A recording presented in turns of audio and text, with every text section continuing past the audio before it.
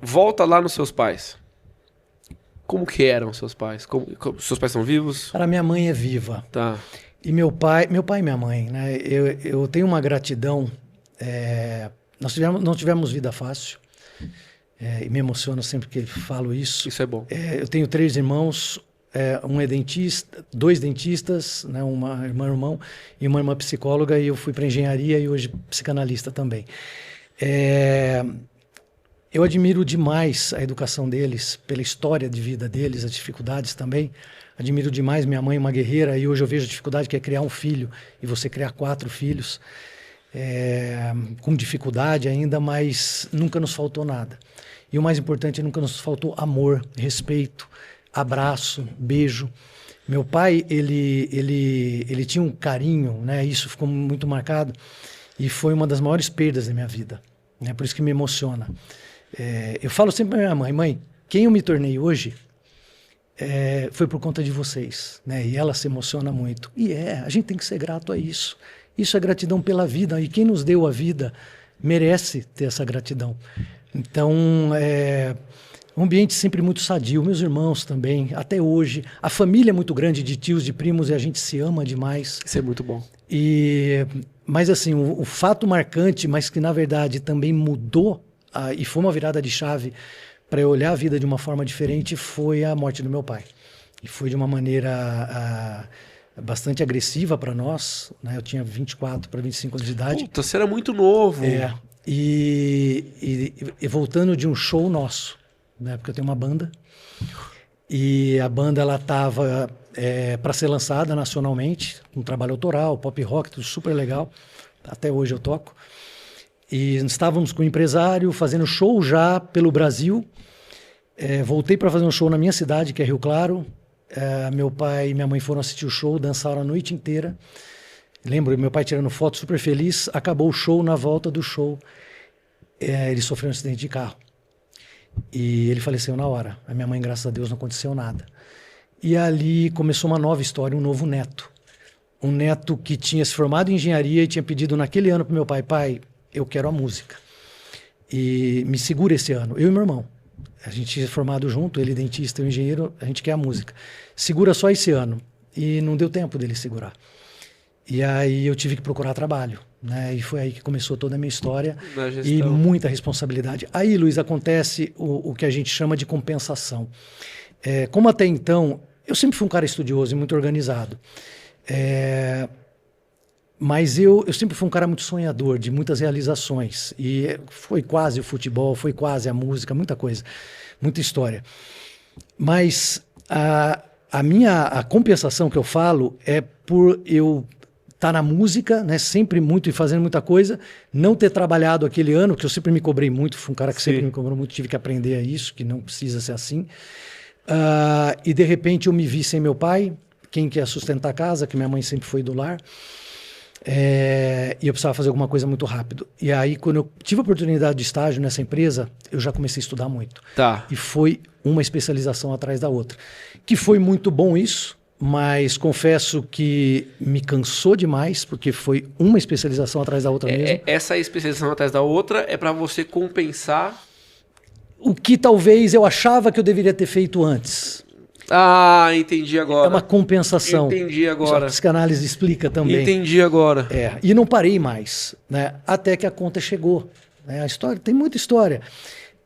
Quando eu comecei a trabalhar muito, dava aula à noite, estudava de final de semana, após MBA e tudo.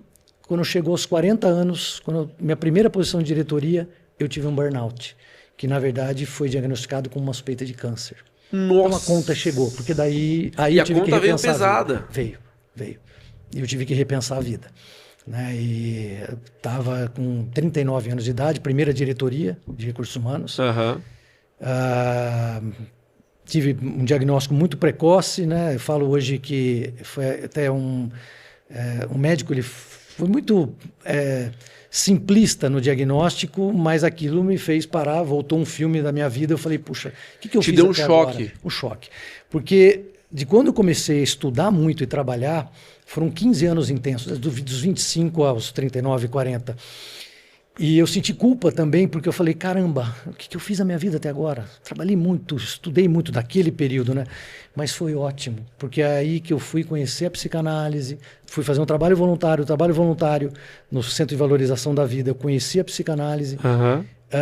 e ali começou uma história totalmente diferente, né? E do neto como ser humano, do neto profissional e de quem eu me tornei hoje.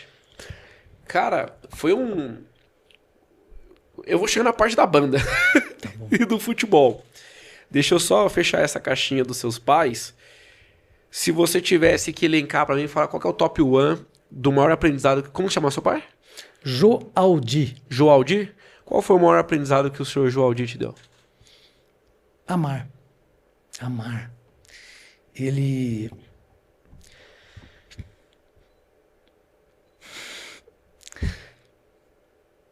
Pera um pouquinho. Não tem problema. Eu tenho lembrança. Peraí. Pode chorar, né? Pode. Todas as noites, ele dava um beijo em cada filho. Todas as noites. Não tinha uma noite que ele deixava. E falava, filho, eu te amo. Era muito amor, cara. E não se via isso na época. Né? Ainda hoje não se vê. Não se vê. Então nós crescemos com muito amor. Minha mãe é muito amorosa também, mas uma criação um pouco mais rígida. Tá. Os pais delas não eram assim. E eu fui entender. E a minha avó do lado do meu pai era muito assim. Então a gente vê a importância, né, esse contexto familiar e esse amor. Então é essa a maior lembrança. Então e passou muito para os filhos isso, né? É isso. É o que eu tenho. Maior gratidão é esse amor. A impressão que eu tenho que tomar agora pra não chorar também é que você... Me corrija se eu estiver errado. A impressão que eu tenho é que você pegou a liderança e você fez uma tese de mestrado só pra ensinar aos outros o como seu pai liderava. A liderança pacificadora ela não é sua. É uma homenagem pro seu pai. Que bacana, nunca pensei nisso. Você... Olha aqui, cara. Porque o que você tá fazendo é o seguinte, você pegou algo que é conhecido como chicote e falou assim, deixa eu mostrar pra vocês como eu aprendi que se faz. Que loucura, cara. Cara, que leitura legal que você está trazendo e eu vou usar isso. Eu nunca tinha realizado isso. Você está me trazendo uma... Eu sabia que algo especial ia acontecer hoje aqui, Luiz. E é muito forte que você está trazendo, porque você falando é isso, cara. É isso. É isso. Agora que não é o bonzinho, é o cara que assim, eu vou te pôr os limites. Mas não precisa ser na base da paulada. Exatamente. Cara, e isso que você trouxe agora, eu lembro da minha infância, eu tive muito limite. Nossa criação foi de muito... Minha mãe rígida, né? Muito limite, mas muito amor.